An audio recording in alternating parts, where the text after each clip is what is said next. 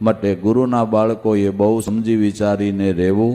અને આ સમયની અંદર તો હું ભલામણ કરું છું કે ભરો ધંધો ને ભરું ઘર, ઘર મૂકીને બને ત્યાં સુધી ક્યાંય ટલા મારવા ન જવું। એ સમય હવે નથી, એ સમય હવે નથી, નકર કારણ વગરના આટીએ ચડશો। ઘર હાંચવીને રહેજો, ધંધો ધ્યાન રાખીને કરજો।